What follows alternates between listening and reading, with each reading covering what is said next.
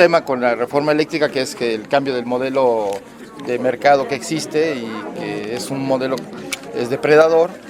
Por un lado, pues despoja a las comunidades de sus tierras, de sus territorios, y por el otro lado, pues extrae tiene una relación muy desigual con respecto al presupuesto público, y ahí se les entregan privilegios económicos y contratos en los que pierde no solo la Comisión Federal de Electricidad, sino el presupuesto público, y que son parte de sus ganancias en lugar de que paguen por los derechos de transporte de la energía, etcétera, ¿no? La simulación del autoabasto, que hay 239 permisos, pero hay 77.767 socios de a dólar. Entonces, todo eso son ilegalidades que van a acabar. Jesús, en esta discusión de la industria, la reforma que vio el Ejecutivo, ¿estiman ustedes que sea aprobado antes de que concluya el periodo ordinario del 15 de diciembre?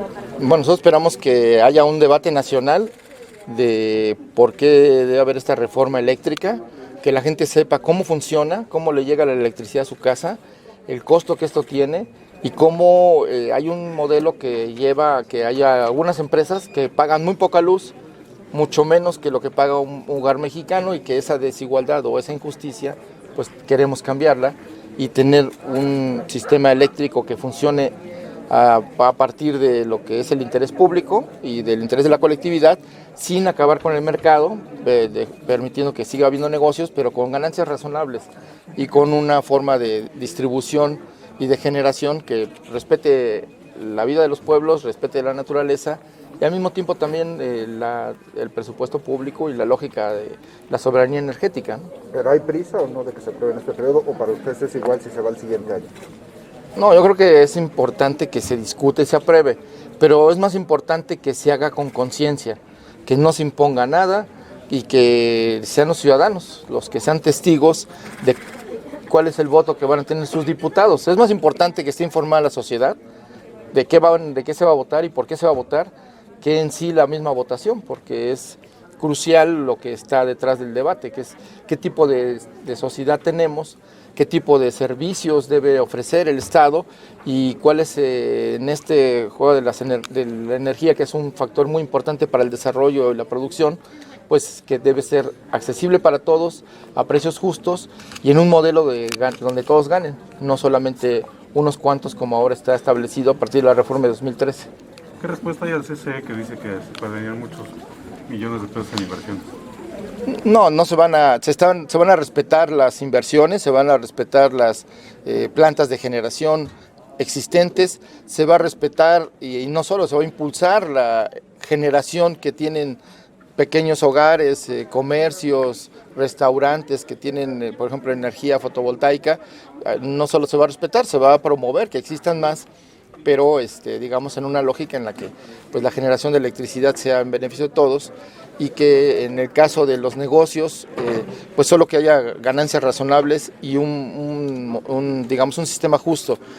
Creo que la existencia misma de la CFE desde su inicio da pie de por qué debe haber un organismo público encargado de la electricidad. Cuando se creó CFE en 1960, solo el 40% del territorio de la población tenía el derecho a la electricidad, gozaba de este servicio. Tuvo que crearse esta empresa, fortalecerse y nacionalizarse la electricidad, porque las empresas encargadas de su generación y distribución pues solo estaban pensando en el negocio y se concentraban en las ciudades. Entonces, para electrificar este país tuvo que el Estado hacerse cargo de esta tarea, y hoy, para tener un sistema eléctrico justo y asequible para todos con tarifas bajas, pues tiene que ser el Estado el que asuma la responsabilidad. Hubo una denuncia ante la Función Pública y ante la Fiscalía General de la República. Son los que tienen que definir si hay lugar o no a una responsabilidad. Los elementos que están deteniendo en la negociación, ¿cuáles son así concretamente? ¿Cuántos y para cuándo? Los elementos que están deteniendo. Mira, yo no quisiera decir más porque todo afecta a la propia negociación. Entonces, de lo que les puedo decir es que sí está abierta ahí la puerta. Hemos dialogado, nos hemos sentado y estamos esperando también las resoluciones laborales como para llegar a un acuerdo. Pero este es un caso más político, más de venganza, porque pues, realmente ellos dicen que no hay temas de peso como para que ya tengan un año o 9 meses con esta situación tan difícil, porque no tienen ingresos para sus familias. No, yo sé, Y bueno, yo espero que ya pronto ya puedan regresar a trabajar. Eso es lo que yo desearía. Pero ¿qué sería pronto para ti? Pues lo más pronto, en semanas. Sí. Jesús, seguro ya le preguntaron, pero quisiera preguntarle otra vez, ¿nada de línea a los diputados de Morena en esta reunión de instalación de su Comisión Interna de Medio Ambiente? Bueno, no hay ninguna línea, aquí hay un respeto a la libertad del legislativo y de los legisladores y por supuesto el respeto al ámbito de cada quien. Yo vine aquí a hablar de temas ambientales, pero creo que sí hay causas y hay temas que deben asumir los representantes populares que no son del ámbito de nosotros como funcionarios, sino son de la necesidad y de la, digamos, preocupación social que tienen que recoger.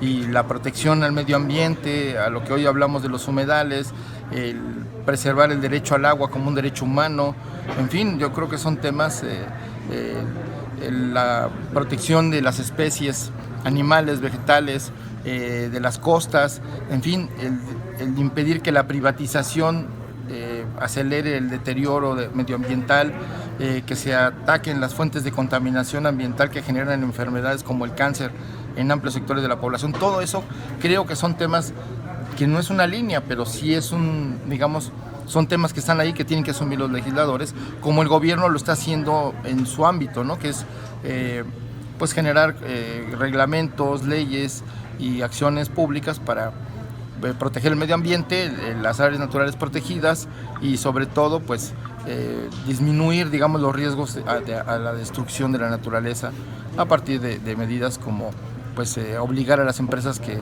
limpien el agua que desechan en los ríos, que las minas se hagan cargo de las presas de jale que tienen contaminantes y que luego terminan contaminando ríos y regiones enteras, como sucedió en Sonora. Pero de esos temas pues podemos hablar como ciudadanos, pero no hay línea que desde el Ejecutivo a los legisladores. El tema eléctrico, es la opinión es la misma para el asunto de la transición energética, que si o no se va a contaminar con... Nosotros estamos comprometidos con la transición energética, se está promoviendo la generación de energía limpia. La energía más limpia que tiene este país son las hidroeléctricas, porque no contaminan en nada. Y se están modernizando las presas hidroeléctricas para aumentar el porcentaje de energía limpia de hidroeléctricas que hoy ha estado limitado por la tecnología y también por el despacho de electricidad. Entonces ahora se va a privilegiar este tipo de energías y también el interés público, el interés de la sociedad de que no haya tarifas altas y disminuir los costos tanto de generación, transmisión como de transporte de la energía y acabar con una distorsión del mercado que existe a partir de la reforma de 2013 que le fue entregando en monopolio a los privados el sistema eléctrico nacional y eso ha generado una distorsión de los costos que ha asumido el presupuesto público, o sea, hemos asumido todos los mexicanos, estamos pagándole un subsidio a través del erario público y de la compra de energía a las empresas privadas que además tienen algunos comportamientos o prácticas no legales y además que distorsionan la libre competencia en materia del mercado eléctrico y que hacen que empresas que son grandes consumidores paguen mucho menos que un hogar mexicano, algo que es muy injusto. El Ejecutivo confía en tener ya los votos, perdón Jesús, el Ejecutivo confía en tener ya pues los votos necesarios para que esta reforma pueda salir con consenso de distintos integrantes de la oposición. Bueno, nosotros confiamos en que los diputados son personas responsables, conscientes y comprometidos con sus ciudadanos y con el pueblo de México y harán que valer esos derechos y ese interés público en sus decisiones. Y si no, pues ahora sí que la nación se los demande. ¿De cuánto es el subsidio que se les está pagando a las empresas privadas? Y también preguntarte, ¿cómo se va a modernizar y dar seguridad precisamente de la no contaminación en la termoeléctrica Laguna Verde? Porque hay muchas quejas. De la nucleoeléctrica. Ajá. Está hablando. Bueno, de ahí hay toda una investigación sobre la nucleoeléctrica y sobre los riesgos de la energía nuclear. Afortunadamente ya ha habido 3 inspecciones internacionales para ver el funcionamiento de la nucleoeléctrica. No hay riesgos porque ha habido denuncias. Había una mina que se estaba instalando ahí, Caballo Blanco, que ya no se va a hacer. Y luego había denuncias sobre la situación de los desechos de la propia nucleoeléctrica y de pues el manejo del propio proceso de generación a través de energía nuclear, pero hasta ahorita no hay ningún, a pesar de que ya tiene mucho tiempo, todavía sigue vigente, digamos, los permisos y no hay contaminación y no hay riesgo tampoco. Si lo hubiera, ya hubiéramos llevado un proceso de cierre. Jesús, ¿tú observas una campaña en contra de la iniciativa del presidente en materia eléctrica de parte de algunos empresarios? Por ejemplo, el ver esta reunión a los dirigentes partidistas del PRI-PAN-PRD, pero también con empresarios como Gustavo de Hoyos o Claudio X González, que al parecer están elaborando como una especie de estrategia para ir totalmente en contra de esta iniciativa del presidente. Bueno, es obvio que los intereses políticos y los intereses económicos pues se juntan, ¿no? Unos están interesados en que no le vaya bien al gobierno y otros están interesados en defender sus privilegios. Entonces, pues ahí se juntan ambos intereses y bueno, pues están evidentemente, aquí más bien había que pensar que no es que estén en contra de la iniciativa del presidente, sino de la intención de que haya un sistema eléctrico nacional que beneficie a la mayoría de los mexicanos y que también provea las condiciones para ayudar a la transición energética. Eso es lo que está de fondo. Entonces hay que hacer un debate nacional, que la gente sepa las razones de cada quien y que pues los legisladores tomen en conciencia su decisión en función del interés nacional y que pues a partir de eso sea la conclusión que saquen y el tipo de ley que se apruebe. Pero mucha de esta desconfianza también es pues por el director de la Comisión Federal de Electricidad, Manuel Bartlett. Hay mucha desconfianza también en él con todo lo que ha salido de casos de corrupción. Entonces, ¿va a haber cambios? ¿Usted tiene alguna noticia de que haya algún cambio? ¿O cómo generar esa confianza a través del director de la CFE? Si, bueno, todos sus casos de corrupción, las casas e incluso el manejo financiero y administrativo de la propia Comisión Federal de Electricidad no andan por buen camino. Bueno, todas esas denuncias que se han hecho pues son públicas y llevan su cauce legal. Hasta ahorita no ha habido ninguna instancia ni interna de la Administración Pública Federal o de la Fiscalía General de la República o algún ministerio, juez que haya sancionado estas denuncias o que les haya dado validez. Entonces yo, en ese sentido, hasta que un juez no sancione estas conductas porque considere que son delitos, pues no los consideraría yo delitos. Son denuncias que se han hecho públicas sobre la trayectoria, el patrimonio y hasta familia del señor Manuel Bartlett, pero pues en eso él se tiene que defender. Como director de la Comisión Federal de Electricidad ha hecho cosas que valdría la pena tomar en cuenta. La defensa que hizo frente a por ejemplo, los contratos leoninos de las empresas de gasoductos, que eran contratos que no existen en ningún lugar del mundo. Les pagamos el gas por no transportarlo, les pagamos la construcción del gasoducto y al final se quedan ellos con la obra y con el gasoducto. En fin, todo es que subsidie el erario público a estas empresas, y el señor Bartlett lo que hizo fue defender el interés nacional y sin llegar al extremo de litigar en tribunales internacionales se pudo llegar a un acuerdo para disminuir el costo a los mexicanos de lo que significaron estos gasoductos que se hicieron sin planeación para un consumo de gas que no necesitamos.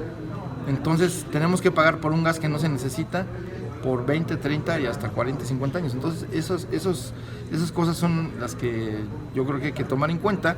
Y bueno, pues la trayectoria del señor Bartlett al frente de la CFE, pues ahí ahora sí que él su propia trayectoria lo va a defender o en todo caso a poner en entredicho.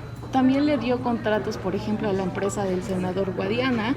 También ha habido casos que se han dicho que va en retroceso la Comisión Federal de Electricidad, que incluso hay algoritmos que no corresponden con la realidad y que ha habido un quebranto financiero de la Comisión Federal de Electricidad. O sea, sí hay un déficit financiero de la Comisión Federal de Electricidad, pero se debe a este modelo inequitativo e injusto que creó la reforma de 2013, que le entregó a los privados el mercado, que obligó a un tipo de despacho de energía eléctrica que favorece a la producción privada y que sin pagar el transporte y otros costos venden como si fuera energía más limpia. o las figuras de autoabasto que simulan ser generadores cuando en realidad son consumidores, pagando la electricidad subsidiada a muy bajo precio, más bajo que cualquier hogar mexicano, lo cual es injusto.